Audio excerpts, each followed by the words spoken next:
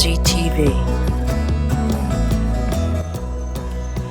From the edge of the bottom of the Floridan Peninsula, this is your friend and mine, Martin Zender, back again.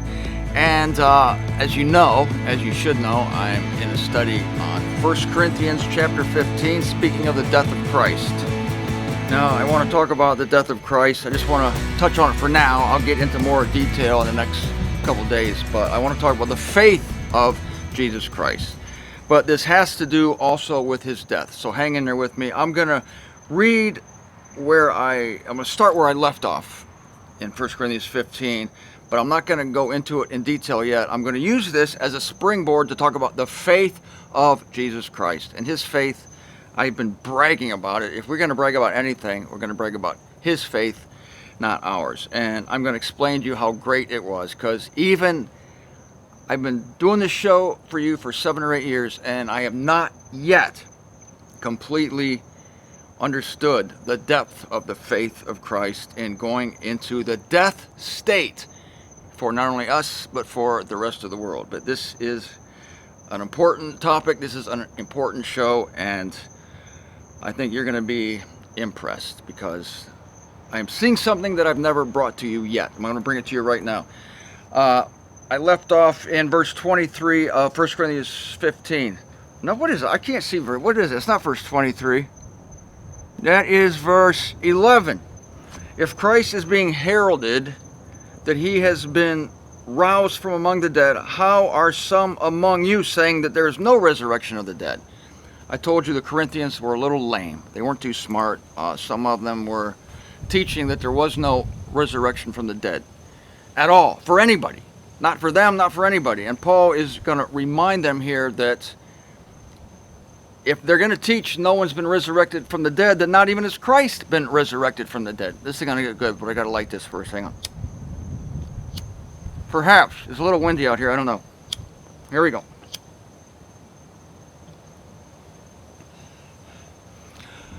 But the death of Christ does not happen without the faith of Christ. Christ goes to the grave being promised by his God and Father that he will be raised from the dead. And so Paul is absolutely incensed here in 1 Corinthians 15 that some could be saying that there's no such thing as the resurrection of the dead, because that would deny the resurrection of Christ, which is the most important resurrection.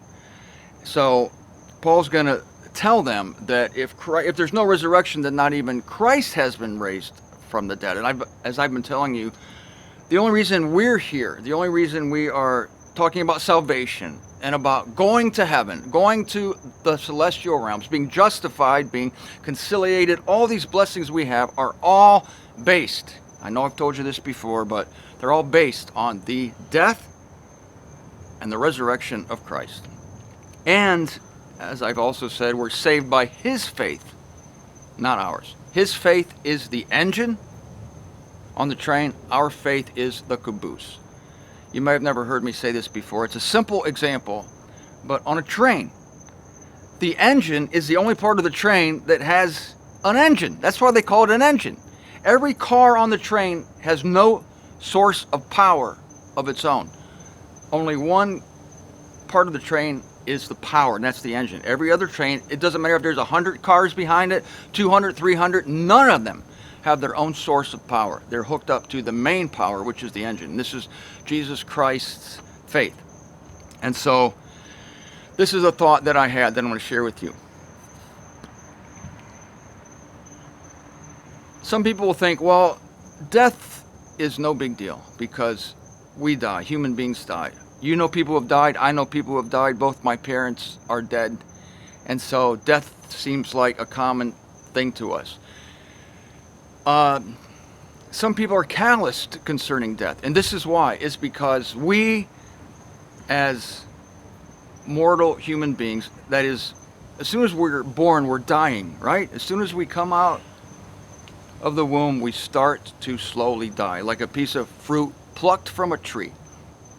And so we live our lives we live our lives knowing that we're going to die, and we've already been tainted by death. And so we go through life already dying, already discouraged. We all have hard lives. We're calloused. We're sick with sin, and we all have, well, I'll speak for myself. We just all, we're tainted by life, and we sometimes have poor attitudes about things. Now, I'm contrasting this with Jesus Christ, because Jesus Christ was not tainted by death. He was pure, and he came from his Father absolutely untainted by sin and death. And so try to imagine how difficult coming here would have been for him, and how difficult it would be for him to even contemplate the specter of his own death. We're calloused. We see death all the time. We're acquainted with it. Like I say, we're currently dying. We're mortal. And so death is a natural progression for what we already are. But when he came to earth, he was not touched by any of it. This is why he was hurt more than any of us. I mean, we feel pain from being abandoned by friends, from being abandoned by relatives, but he was also abandoned. But it hurt him way worse than it hurts us, because he was untainted by any of this. And so I don't know if I can do anything to convince you of the horror of death for him. The horror of death for him. The specter of death, that is the death hanging over his head his whole life, was 1,000 times worse than it is for any of us. And the reason is, again, is that we're already dying. We have a head start on the day we're born. We're dying every day, so we're acquainted with it. So when the damn thing finally happens, it's almost like, what do we say? Death is just a part of life, right? That's what we say. That's how we deal with it. Well, it's just a part of life. Everybody dies. And every season, if you live in the north, you see every winter, everything dies. In the spring, everything comes back to life. And so, like I said, we're acquainted with it. But he was not acquainted with it. He had nothing but life surging in him. He was beyond death. He was not touched by it while he was on earth. And so for him, as he goes through his life and he gets close to that time of his crucifixion, it becomes a nightmare for him. It becomes a horror like we cannot even imagine. Again, because we're hardened, we're calloused, we're like, yeah, we're all gonna die. And we think of innocent animals dying. Don't you hate it when an animal dies? Because animals are like, they don't know. They don't know what it is. They can't contemplate death. They never think about their own mortality. So I think it always hurts us worse when we see an innocent animal die, because we just feel worse for them. It's easier for some people to watch a human die than it is to watch an animal die, because the human deserves it. He was calloused, or she's calloused, or they were bad people. So I guess the example would be the sheep. Isn't that the type of Christ? The innocent lamb was sacrificed in Israel. I would hate to see that myself. I don't like it. I don't like the idea that animals are sacrificed, because there's an innocent sheep. It doesn't know what's happening. It's carried to the altar, and its throat is slit.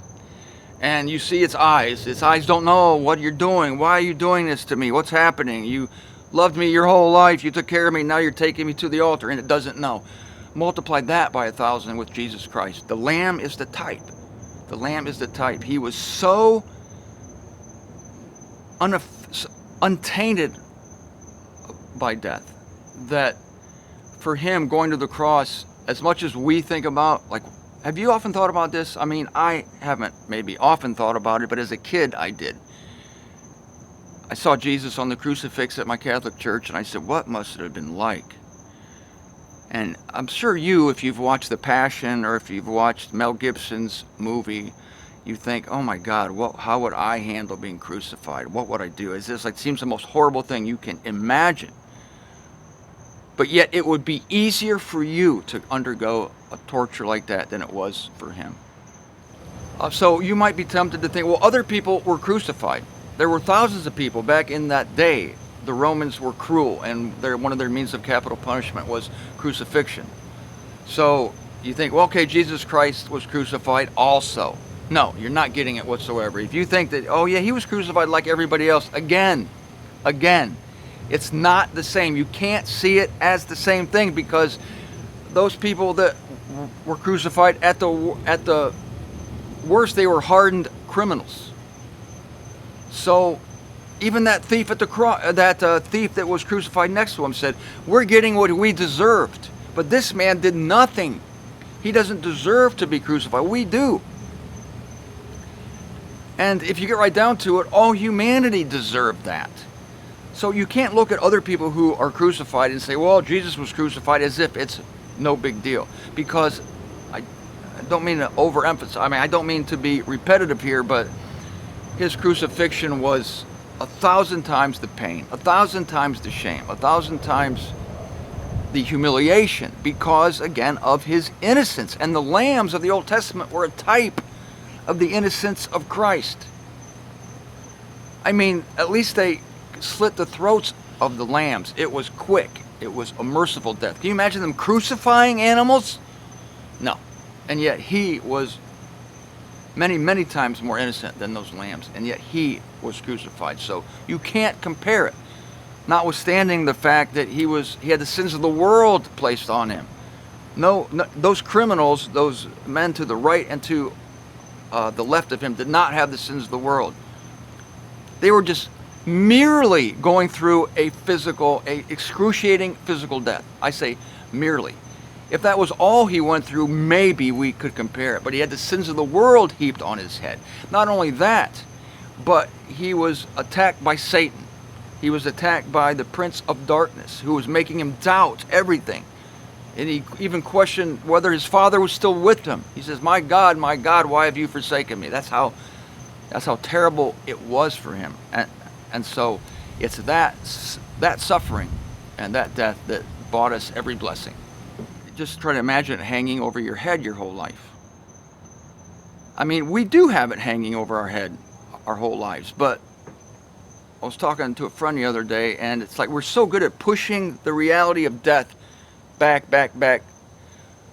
in the back of our brains, so that we go through life pretty much ignoring the fact that it will happen. In fact, we're in denial. We're thinking that somehow it's not going to happen to me, it's not going to happen to me. And then everybody in their life faces it. But our Lord was aware his entire life that it was going to happen to him. And every day he had to think of it. And every day it was such a foreign concept to him. That's why I say it was much more difficult for him. I tell you this because I want you to appreciate the fact that our salvation comes by his faith in dying the most horrible death on the cross. I've given you this verse before. I'll give it to you again. Romans 3:22, starting with 3:21. Now, apart from law, a righteousness of God is manifest, yet a righteousness of God through Jesus Christ's faith. I make a big deal of the faith of Christ. You're not saved by your faith. I've told you this before. You're saved by his faith. But what do I mean when I say his faith? It was his faith in going into death. That was the worst nightmare for him. It's worse than our nightmare because, again, he was unacquainted with it. He was an innocent lamb times 1,000. I want to share this verse with you too. This is Galatians 2, verse 20. Paul says, I through law died to law, that I should be living to God. Then he says this is the part I want to emphasize. With Christ have I been crucified, yet I am living, yet no longer I, but living in me is Christ. That which I am now living in flesh, I am living in faith that is of the Son of God. Our faith is of the Son of God. It goes back to the engine analogy. It's of him. He gives it to us. He was the inaugurator. Doesn't Paul say in Hebrews, he's the inaugurator and the finisher of our faith? When it says he's the inaugurator, it means that he was the pioneer. He was the one who had the monster faith. He had monster faith. Whatever faith we have is just tiny. It's little. It's just, like I say, it's a dead car hooked up to the train. It's got no life of its own apart from that engine. His faith was monumental. It reverberated throughout the universe. It was the faith that his God would raise him from the dead. And I'm telling you, if you don't believe that Jesus Christ literally died, then you don't even understand what I'm saying. Because to you, if you actually believe that, like the Trinitarians or the modalists, they say Jesus Christ died, but they don't really believe he died. They say that his body died, but he went up to heaven and just like looked at his watch. After 3 days, goes back to his body. No, because you rob him of the faith in letting go of his life and literally entering the death state, knowing that unless his Father woke him up from that tomb, he would still be dead today. And as horrifying as you think death is to you, and it is, nobody likes to think of it. We all put it in the back of our heads.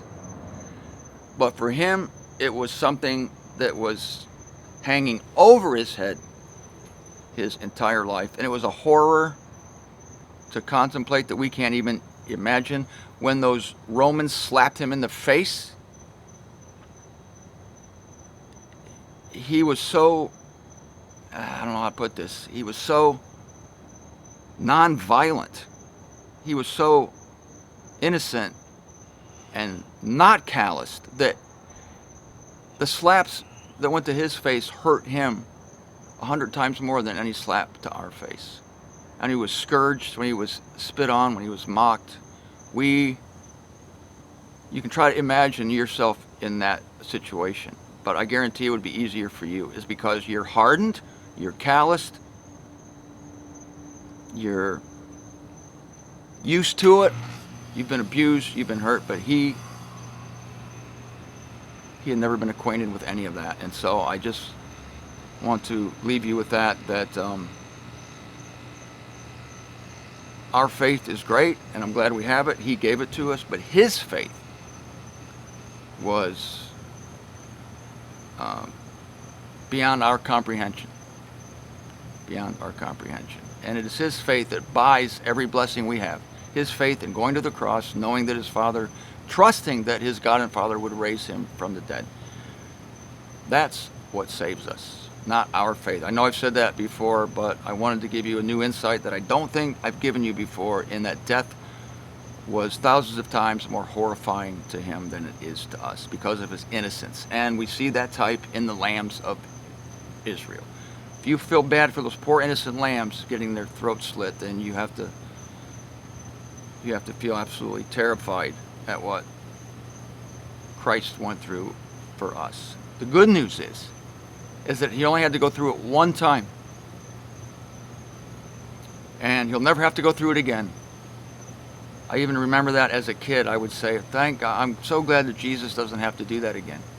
One time, for all time, for everyone.